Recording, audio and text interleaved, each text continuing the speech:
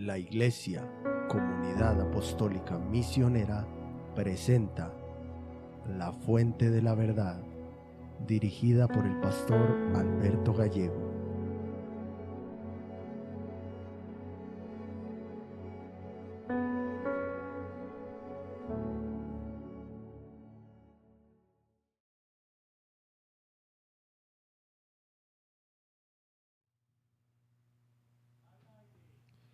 Hermanos, Dios los bendiga a todos.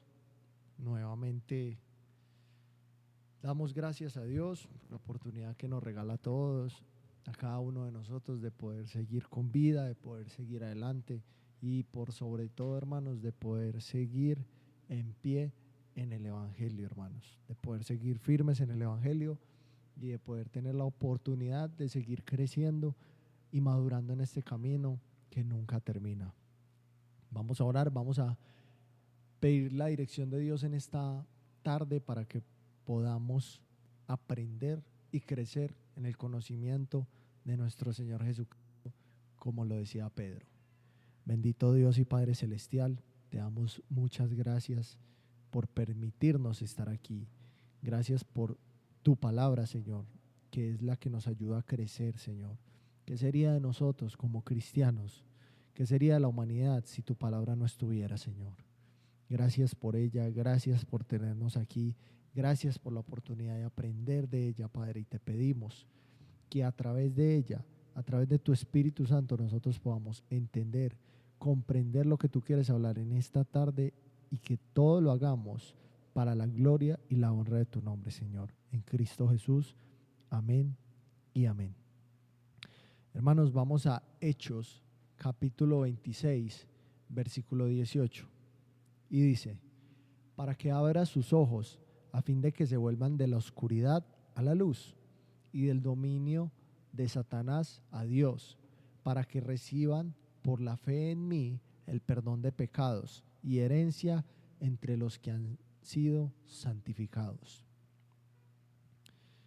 Y el tema que nos corresponde hablar, hermanos, en esta tarde titula De las tinieblas a la luz. Yo quiero hablar hoy de un tema que uno escucha mencionar de manera repetida en el mundo. En muchas ocasiones uno lo escucha y creo que representa la razón por la cual muchas personas tienen una cantidad de preguntas e incógnitas.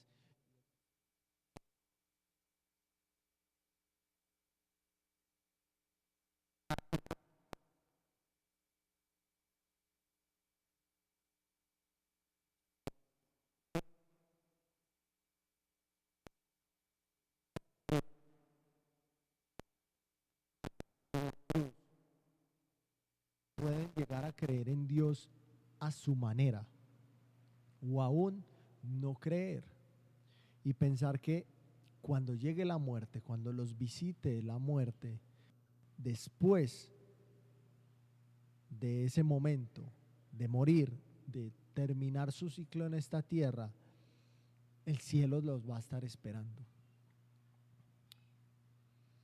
Y con esto lo que quiero transmitirles es que las personas dicen que independientemente de su comportamiento, de sus actos en esta tierra, todos los seres humanos pasamos por un proceso en el cual somos de alguna manera purificados para poder entrar, como ellos lo llaman, en otra dimensión o aún a un lugar de reposo.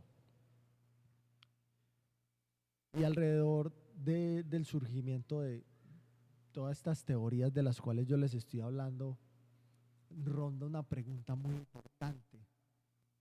Y es por eso que les decía que han surgido muchos cuestionamientos alrededor del tema, y es: ¿qué hay después de la muerte? Otro de los argumentos de muchas religiones y a modo de pregunta es: ¿realmente si hay un lugar intermedio o un lugar de reposo antes de entrar a una eternidad o a otra dimensión como muchas personas lo entienden, como muchas personas lo mencionan. Y este pasaje que yo les leí, junto con otros que vamos a ver en esta tarde, en esta reflexión, en este programa, nos va a ayudar a comprender y a resolver esas preguntas, esos cuestionamientos y a tener argumentos claros para hablar con este tipo de personas que tratan no solo de encontrar respuestas, sino que algunos de ellos tratan también de desmeritar el valor de la palabra de Dios.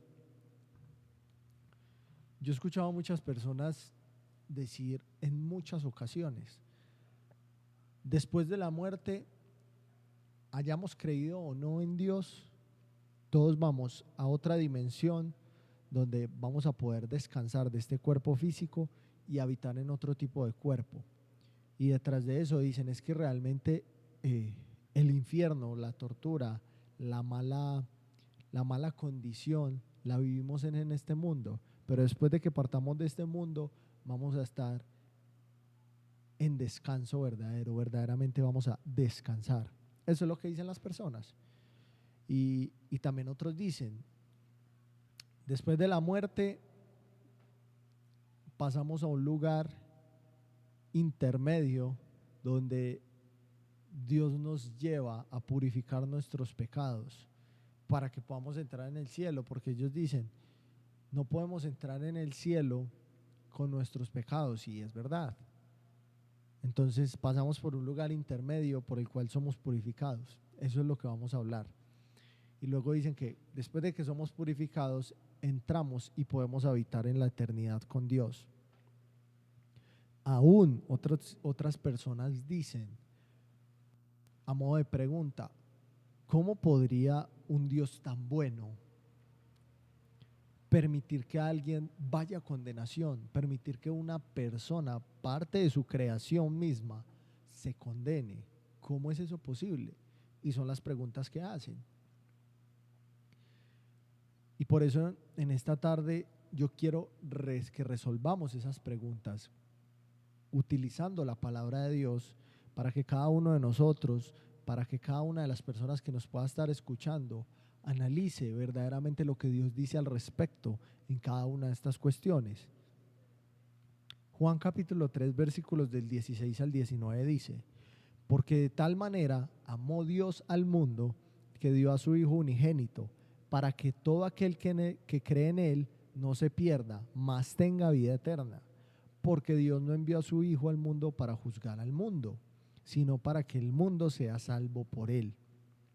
El que cree en Él no es condenado, pero el que no cree ya ha sido condenado, porque no ha creído en el nombre del unigénito Hijo de Dios. Y este es el juicio, que la luz vino al mundo, y los hombres amaron más las tinieblas que la luz, pues sus acciones eran malas. Lo primero con lo que yo quiero comenzar en esta tarde, hermanos, y es a modo de pregunta, y quiero que usted lo analice, lo piense, habiendo leído este pasaje, y si quiere lo vuelve a leer en su casa para que pueda meditar más sobre lo que nos está diciendo estos 3 versículos. Quiero preguntar, ¿hay posibilidad de perderse? Sí, la Biblia lo afirma. Dice que el que no cree en Jesucristo se condena. Él mismo decide ir a condenación. Él mismo se va a perder. No porque Dios lo haya rechazado y haya sido malo como muchas personas lo argumentan. Dice la Biblia que Dios no envió a su Hijo para juzgar al mundo, sino para que el mundo sea salvo por Él. Pero el mundo tiene que creer. Si el mundo no cree, Dios no puede obligar a nadie. Las personas no se condenan porque Dios los haya rechazado, sino porque la voluntad humana rechazó a Jesucristo, rechaza a Jesucristo. ¿Y Jesucristo quién es? Jesucristo es el camino que Dios puso para poder llegar a Él. Las personas afirman que si Dios condenara,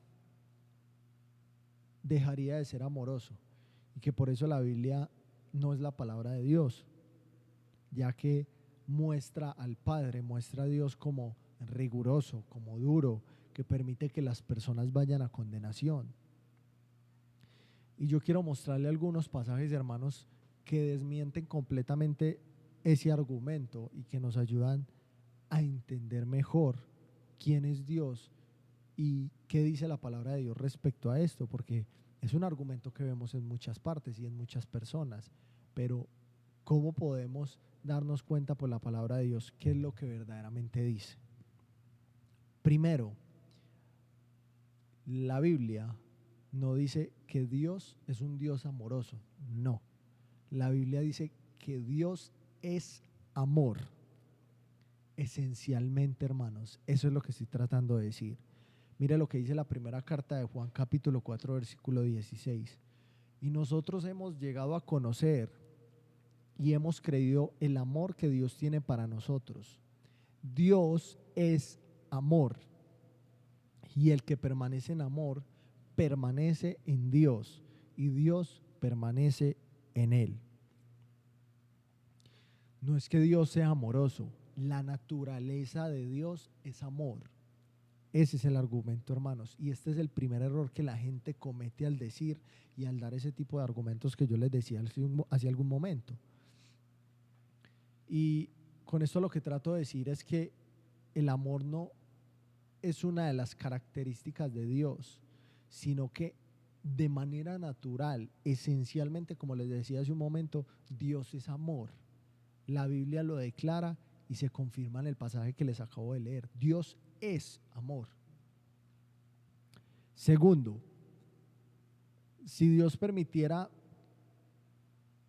que la humanidad completa, hermanos, se salvara, fuera como fuera, en cualquier circunstancia y de cualquier manera, hermanos, en cualquier condición, que se salvara todos los seres humanos que hoy estamos en esta tierra, entonces Dios dejaría de ser perfecto. Y si Dios deja de ser perfecto, deja de ser Dios. Básicamente es así. Deuteronomio capítulo 32, versículo 4 dice: la roca, su obra es perfecta, porque todos sus caminos son justos. Dios de fidelidad y sin injusticia, justo y recto es Él. Para garantizar, hermanos, que Dios es Dios, tenemos que hablar de perfección. Nosotros no podemos tomar a Dios y no hablar de perfección, porque ya no estaríamos hablando de Dios. Y esa perfección de la cual yo les hablo tiene que cumplir a cabalidad con ciertos aspectos. Entre tantos de ellos hablamos de la justicia, que es uno de ellos. Y quiero hacerlo de manera más ilustrativa. Usted imagínese un juez terrenal en medio de un tribunal, que en medio de un tribunal le diera libertad a un hombre que acaba de asesinar a otro, y que saliendo de ese tribunal ese hombre siguiera cometiendo cantidad de infracciones a la ley y nunca se le aplicara justicia, que cuando retomara donde ese juez volviera y le diera libertad y permisividad para que salga y siga cometiendo cualquier tipo de infracciones y cualquier tipo de injusticia que vaya en contra de lo que las leyes dicen. Funciona exactamente igual, porque si usted piensa en esto, usted dice: ¿cómo es posible que un juez le dé libertad a un hombre que ha asesinado a otro? ¿Cómo es posible que un juez le entregue la libertad a un hombre que comete una infracción tras otra infracción tras otra infracción de la ley? No es justo, es la frase que diríamos todos. Bueno, es exactamente igual con Dios. Imagínese a Dios salvando a una persona que quiere vivir a su manera y que todo el tiempo lo rechaza, todo el tiempo lo niega, y que Dios establece la norma, Dios es el que pone la norma de conducta y que esta persona vive como quiere, hace lo que quiere y que aún rechaza a Dios, entonces que Dios lo salve aún así, teniendo en cuenta todo esto. Si yo pienso en eso, digo, se pierde la justicia, porque esta persona ha cometido infracción tras infracción de la norma no terrenal, de la norma de Dios, que es aún más exigente para cada uno de nosotros y que es aún más respetable, podríamos decirlo de alguna manera, siendo que viene de Dios. Y si se pierde la justicia, reina la corrupción. Y además, vuelvo y repito, Dios dejaría de ser perfecto, como ya se los había mencionado. Y si deja de ser perfecto, dejamos de hablar de Dios, porque no habría más que decir respecto al tema. Ahora, imagínese usted ese lugar intermedio que se plantean tantas religiones, del cual hablan tantas religiones, ese lugar intermedio donde dicen que vamos las personas, donde pasan, son purificadas y luego pueden entrar en el cielo. Si yo analizo ese lugar, si yo pienso en ese lugar del que hablan estas religiones, yo me imagino a un Dios que es encubridor, o como lo diríamos coloquialmente, un Dios alcahueta, porque nos permite hacer literalmente lo que nosotros queremos y lo que nos da la gana, porque al fin y al cabo, al final quita todo lo que nos pueda estorbar para poder estar con Él. Hechos capítulo 10, versículo 34 dice: entonces Pedro, abriendo la boca, dijo: ciertamente, ahora entiendo que Dios no hace acepción de personas, sino que en toda nación el que le teme y hace lo justo le es acepto. Si Dios aceptara de cualquier manera a todo el mundo, manifestaría favoritismo. Y esa es por la misma razón por la que Dios, en esa misma perfección y justicia que lo caracterizan, estableció un camino, Él mismo, un camino que es igual para todos nosotros, por el cual todos los seres humanos tenemos redención y perdón de pecados, y por el cual podemos ir al cielo. La norma es igual para todos, como en este mundo terrenal la norma es igual para todos, y no la establecemos nosotros, la establece Dios. Y teniendo en cuenta eso, hermanos, la Biblia solo nos muestra dos caminos, como lo leímos al principio. Dice Juan capítulo 8, versículo 12: Jesús les habló otra vez diciendo: yo soy la luz del mundo, el que me sigue no andará en tinieblas, sino que tendrá la luz de la vida.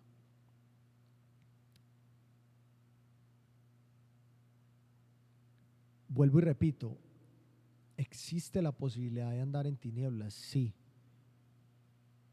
Y para que ese condicionante se cumpla, simplemente es que usted y yo no creamos en Jesucristo.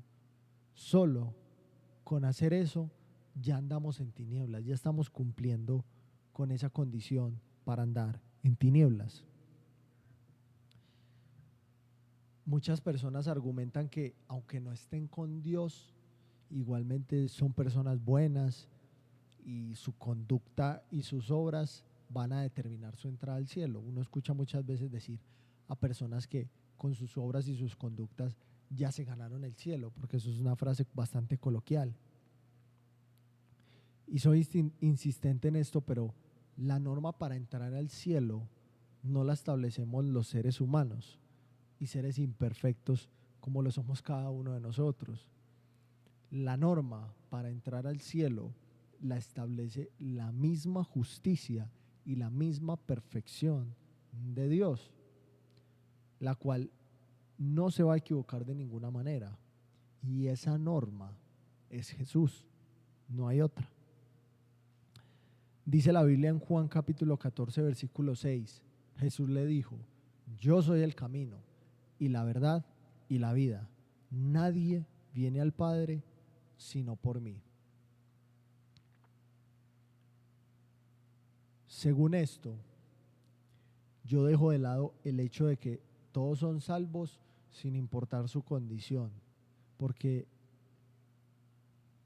si yo doy este argumento con todos los pasajes que yo les acabo de leer, entonces yo pondría en duda la misma naturaleza de Dios. Y también entraría a decir o estaría argumentando de manera indirecta que Dios es alcahueta para permitir que el ser humano sea salvo, cualquiera que sea su condición.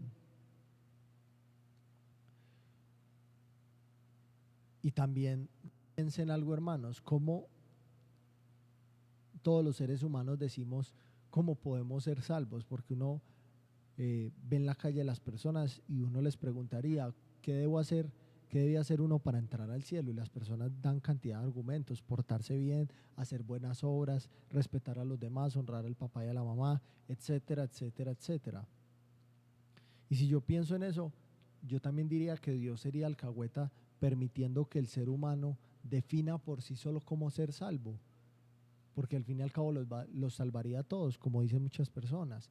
Solo vamos a pasar por purificación, y si las personas escogen cómo ser salvos, entonces Dios deja de ser justo también, y si deja de ser justo, vuelvo y repito, deja de ser Dios. Ahora, teniendo en cuenta todo eso, ¿será Dios duro por ser así? ¿O será riguroso al enviar las personas a condenación como lo dicen? Primero que todo, hay un error en en este otro argumento que yo les acabo de dar, que dicen tantas personas, y es que Dios no condena a las personas de ninguna manera. Ellos mismos deciden tomar ese rumbo y Dios ejecuta en justicia lo que debía hacer. Juan capítulo 3 versículo 36 dice: el que cree en el Hijo tiene vida eterna, pero el que rehúsa creer en el Hijo no verá la vida, sino la ira de Dios está sobre él. Yo pregunto, ¿quién es el que rehúsa creer en el Hijo? Usted y yo, nadie más. ¿Quién es el que rehúsa creer en el Hijo? El ser humano, porque Dios ya puso el camino, puso la norma. Voy a hacerlo más sencillo, hermanos. ¿Quién es el que rehúsa desobedecer las normas y las leyes de una sociedad? Usted y yo. Las normas están, las leyes están, pero nuestra voluntad actúa en contra de esas normas y esas leyes. ¿Será por eso que entonces la sociedad es injusta? ¿Que las normas son injustas? No. Nosotros rehusamos obedecer y pagamos las consecuencias de ese rehusar obedecer. Por lo tanto, los que decidimos ir a condenación somos nosotros mismos. Las personas rehusan creer en Jesús, hermanos, en su propia voluntad. Toman parte de eso para rechazar a Jesús y decir: no quiero ser salvo. Eso es lo que dicen cada uno de ellos. El problema no está en que Dios sea duro, el problema está en que las personas no quieren tomar la responsabilidad y abandonar su yo para permitir que Dios gobierne en cada una de sus vidas. Así que, aunque usted no crea en Jesucristo, usted no se puede apartar de la idea de que usted sirve a Satanás y pertenece a Satanás, pertenece a su reino y hace las obras que él quiere para complacerlo. ¿Por qué digo esto? Porque la Biblia dice y menciona que Satanás es el príncipe de este mundo. Y si usted sale al mundo, usted se da cuenta que estamos llenos de maldad, de perversidad, estamos llenos de injusticia, de corrupción, hermanos. Cuántas cosas. Y todo eso que está pasando allá afuera en el mundo es parte del príncipe de este mundo. Los placeres, los vicios, los deleites, todo, hermano, es parte de este mundo. Y si usted está aquí en este mundo y no ha creído en Jesucristo, usted hace parte de lo que a Satanás le complace. Usted hace las obras que a Satanás le complace. Usted sirve a uno o al otro, o sirve a Dios o sirve a Satanás, aunque afirme que no lo hace de esa manera. Y por último, yo quiero preguntar, ¿es Dios tan duro como las personas dicen que cuestionan las escrituras y afirman de que Dios es duro con el ser humano y que el Dios de la Biblia es un Dios duro con las personas? Vamos a resolver esa pregunta. Génesis capítulo 3 versículo 21 dice: y el Señor Dios hizo vestiduras de piel para Adán y su mujer y los vistió. La misericordia de Dios, hermanos, por la humanidad se evidencia desde el mismo principio de la creación. ¿Por qué digo esto? Porque después de haber pecado, Él mismo se encargó de cubrirlos. Dios mismo se encargó de cubrirlos. Él mismo hizo sus vestiduras y los cubrió, los vistió, luego de que habían sido ellos quienes habían pecado a expensas de su propia voluntad, luego de que el ser humano había cometido pecado a expensas de su libre albedrío. Y de la misma manera que Dios se encargó de cubrir al ser humano con sus propias manos, se encargó de entregar a Jesús en la cruz para que pudiera cargar con los pecados que todos habíamos cometido. Se encargó Él mismo de abrir el camino que el mismo ser humano destruyó. Dios desde el principio ha establecido y ha abierto un camino, una oportunidad. Entonces yo quiero volver a preguntar, si desde el mismo Génesis vemos la misericordia y el amor de Dios por el ser humano, y vemos y damos y entendemos la evidencia de que cuando cubrió al ser humano con piel, la piel de un animal, nos estaba mostrando que iba a sacrificar a su hijo en la cruz. Entonces surge nuevamente la pregunta, ¿realmente es Dios tan duro? ¿El Dios de la Biblia es tan duro como las personas dicen? Lo que es supremamente importante, hermanos, y debemos tener en cuenta aquí es que Dios no obliga a nadie a tomar este camino. No va a obligar a ningún ser humano a tomar este camino. Como en el principio Dios creó al hombre con la capacidad de decidir, esperando que en ese libre albedrío el hombre tome el camino correcto. Salmos capítulo 25 versículos del 6 al 8 dice: acuérdate, oh Señor, de tu compasión y de tus misericordias, que son eternas. No te acuerdes de los pecados de mi juventud, ni de mis transgresiones. Acuérdate de mí, conforme a tu misericordia. Por tu bondad, oh Señor, bueno y recto es el Señor. Por tanto, Él muestra a los pecadores el camino. Quiero terminar con esto, hermanos. Dios muestra el camino, mas no obliga a nadie. La pregunta es, ¿qué camino escoge usted? Y yo espero que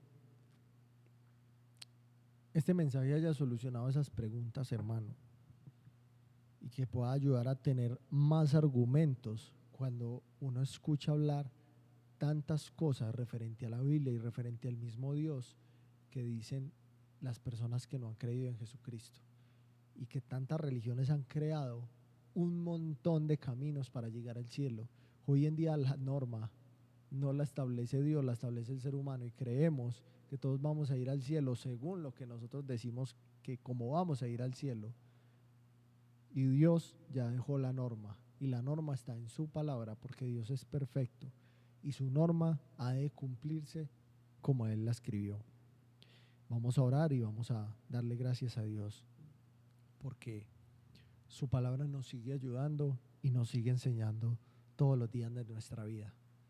Bendito Padre Celestial, te damos gracias por permitirnos, Señor, entender, comprender tu palabra, Señor, por permitirnos, Señor, entender más sobre este tema, Señor, lo que tú tienes para decirnos, lo que tú tienes para hablar al ser humano, Padre. Yo te pido que bendigas a cada una de las personas que escucha este programa. Bendigo sus familias representadas y te pido, Padre, que tu palabra pueda hacer obras en la vida de cada uno de ellos, Señor, y que puedan crecer y avanzar en este camino y perseverar, Señor, con fidelidad hasta el fin, Padre. Yo te doy muchas gracias y te doy toda la gloria. En el nombre de Jesús, amén y amén. Hermanos, Dios los bendiga y Dios los guarde a todos.